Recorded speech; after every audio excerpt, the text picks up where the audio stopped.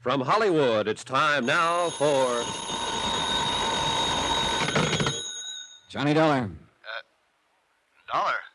There's Alder here. Must be something the matter with the house phone. I thought I rang a different room. Doris Cole's room, Mr. Alder? Well, yes. That's what you got.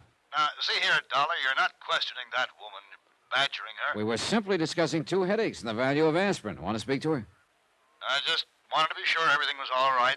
Both of you running out of the nightclub with headaches like that. Oh, everything's fine. I'd like to speak to you, though. Sorry, it's late. I have a long day tomorrow. I'm afraid it's important. Good night, Dollar. Are you thinking of arresting me, Mr. Dollar? I'm not a policeman, Miss Cole. You act like one. Answering my phone, sneaking into my room while I'm gone. That evens the score, then. You had a quick look through mine earlier in the day. Mr. Dollar. Just what were you looking for, Miss Cole?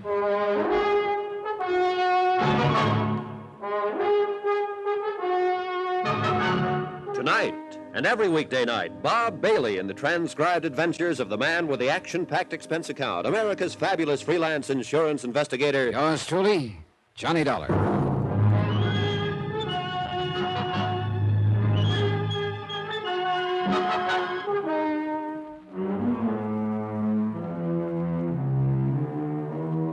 From Special Investigator Johnny Dollar, location Caracas, Venezuela, to the Home Office Worldwide Mutual Insurance Company, Hartford, Connecticut. Assignment, the Alder matter. Expense account continued. Back in my own room, after saying goodnight to a sullen Doris Cole, I didn't feel the slightest qualms about having invaded her room and lying about the reason for it. Why should I? The people in the Alder house didn't seem too concerned with the truth. In fact, the whole case seemed to be a question of lie or say nothing. Consider, Billy Alder had been shot at, indicating he had a good reason to change beneficiaries 5 times in a month. And still, he was the original say-nothing fella. Keep me alive was all I could get out of him. His wife had lied, his daughter had lied, and Doris Cole, an old friend of the family, had just proved to be a walking lie. The passport I'd found in her room had her photograph, all right, but it said she was Dora Jansen. An unsigned letter in the same drawer had stated simply that the Caribbean Star would dock tomorrow. I got into bed, and an odd thought hit me.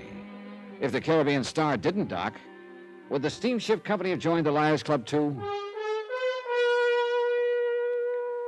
Expense account item 7, 10 cents. 1 newspaper, bought on the La Guiara docks early next morning.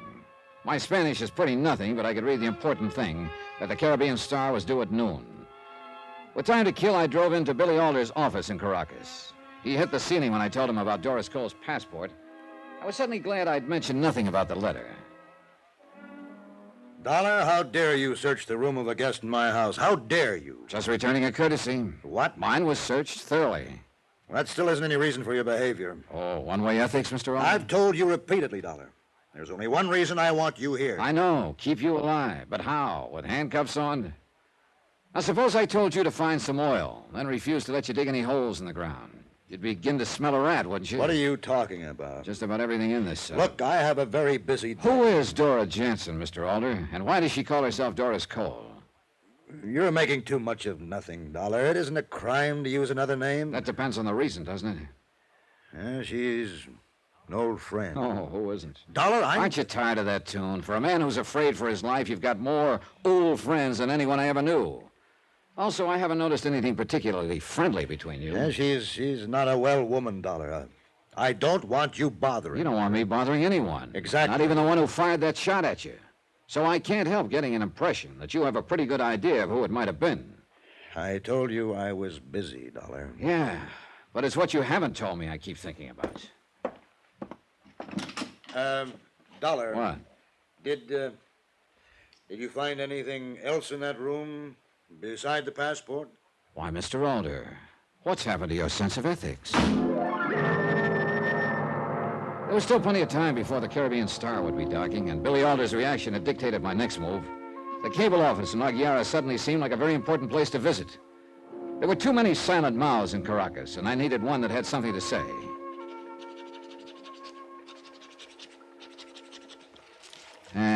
Okay, miss. You can take this now. Si, senor. How you like this to go? Don't spare the horses. Okay. Cable, rush. Si. Victor Kelly, World... Yeah, I know my lousy handwriting. Here. To Victor Kelly, Worldwide Mutual, Hartford, Connecticut, USA. See? Want all possible information, Dora Jansen, a.k.a. Doris Cole, U.S. passport, 19B67943-11, signed Dollar. And your address for the answer? I'll pick it up here. As you wish. And lady, please. No, senor. Don't spare the horses. It was still early when I reached the waterfront where the Caribbean Star would soon be docking. There wasn't much point in watching the incoming passengers. I didn't even know who I was looking for. So I found a spot at the pier entrance where I could concentrate on those meeting the passengers. Here I made a grudging concession to all movie detectives. Item 7, another 10 cents, another newspaper to hide behind. And you know something? It works fine. Doris Cole, or according to that passport, Dora Jansen, was nervous, excited. And there was no trouble to stay close behind her as she met a passenger, a short, nondescript man in his late 50s. When they jumped into a cab and hurried away from the pier, they were closely followed by a man clutching an unread newspaper. Me.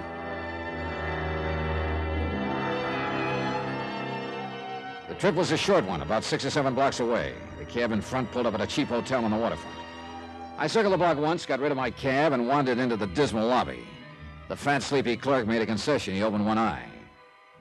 See, you look for something. Yeah, that gentleman who just came in, I had an appointment with him.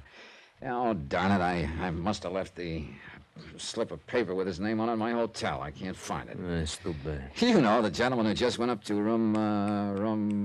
Yeah. You want me to say the number now, huh? Don't you think I ever been to a movie? Oh, no, really, you can save me a lot of embarrassment. You've got it right there on the register. See? Mind if I have a look? I mind. Look, friend. When was the last time you got anything for free, friend? Oh, why didn't you say so? I was trying not to offend you. Here. Here, let me see. You play blackjack, senor? How you call it? 21? Yeah, why? Like they say, hit me again. Oh, you're rubbing it in. See? You want to do business or no? Item 9, $10. Market schmear, schmooze, or just plain graft. He pointed an oversized forefinger at a name on the ledger, lost interest in me, went back to sleep. Arthur Singer, it said, room 8. I went up the stairway. A few seconds later, I moved as quietly as I could down the grimy second-floor hallway, stopped at the door of number 8. At first, I heard nothing.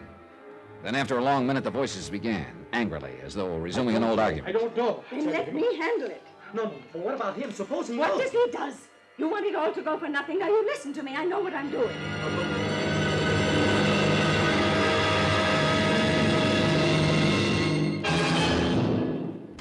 5 minutes later, I was back in the cable office getting a second message off to Vic Kelly in Hartford.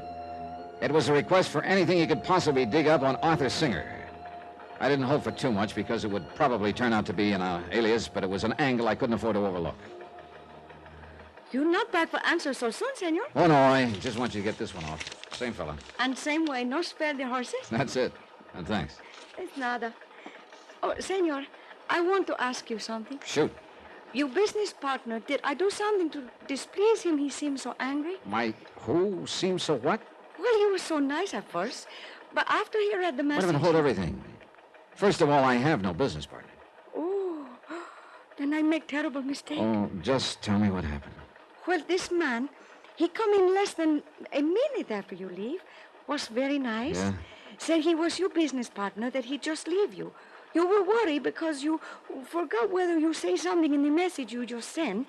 Then you asked him to check it for you. Uh-huh. He seemed to know what he was talking. So you showed it to him. Then? That is when he got so angry. He just put it down and leave. What did he look like? A little less tall than you, and he have gray hair. Eyeglasses? See, eyeglasses. Gray suit? Si, senor. Gray suit. You know him. I'm beginning to wonder if anyone really does. I am so sorry for my mistake, senor. Oh, forget it. It wasn't your fault. Just send that second message. Si, senor. About the answers. Send them to me at William Alder's house as soon as you get them. Maybe we'll read them together. Sure. Billy Alder was my new business partner. Alder, the original close-mouthed fella. But it looked like there was nothing wrong with his brain or his eyesight. Then suddenly I didn't mind that he'd read my message to Vic Kelly, because a frightened man usually reacts at the extreme ends of the scale. He'd been at the let's do nothing end. Maybe he'd now go the other way. There was one more step I could make on the waterfront, so I made it.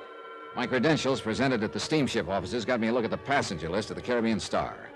The name Arthur Singer wasn't on it. I started down the small waterfront street to where my car was parked. My mind was full of Billy Alder and the pieces of this crazy puzzle, tugging one way, pulling another. Trying to make sense out of it somehow, I used some sort of slide rule where logic could be a solid base. No matter how I twisted it, I knew one thing. It just wouldn't work. I didn't have enough yet to make it work. I was just reaching for the door handle when I saw his reflection in the car window. The man who'd sneaked up behind me, blackjack raised high in the air. The blackjack was just insurance. He was tough enough without it. I finally worked up to the side of the car, managed a half Nelson, and let the car door workers my blackjack. 5 seconds later, an officer came rushing up, and 5 minutes later, I sat in the office of Jefe Velasquez, chief of police. You feeling all right now, amigo? Yeah, sure. What did you get out of that blackjack artist? Just what I expected. Still won't say who hired him, huh? You have to understand this kind of fellow, amigo. I do, huh? What I mean, he's asesino pequeño, you know? Cheap hood? Mobster? Sí. For extra $2 Bolivar, maybe 3, he would blackjack his mother. He claims he does not know who hired him, that he is to get his money in a letter.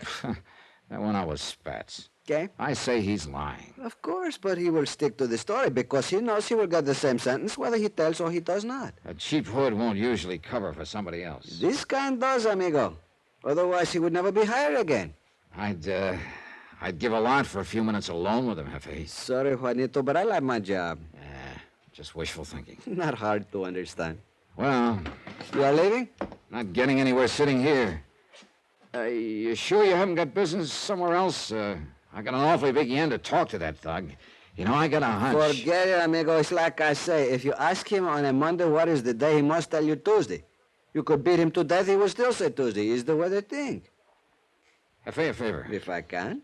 Suppose I don't prefer charges. Would you put a tail on him when he leaves? Johnny. Look, I know it's 1,000,000 to 1 against the hood doing a rough-up without the money in hand, but if he hasn't collected you... Come, amigo, like you say, 1,000,000 to 1. I know I'm grabbing at straws, but just in case, Jefe, come on, huh? Okay. Good, thanks. Hey, where do you go? Back to the cable office. Oh? Yeah. And if a man in Hartford has nothing to say, I've got a permanent seat behind the 8 ball.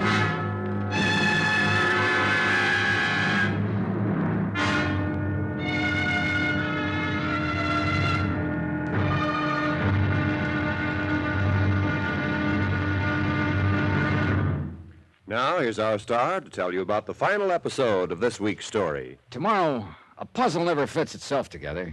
You've got to snoop, pry, and juggle the pieces. And sometimes people get killed that way. Join us, won't you? Yours truly, Johnny Dollar.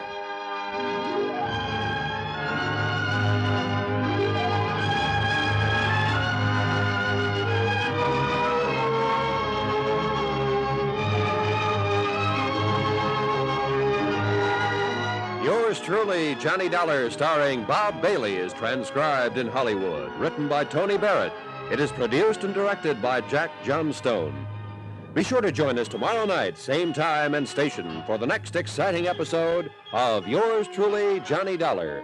Roy Rowan speaking.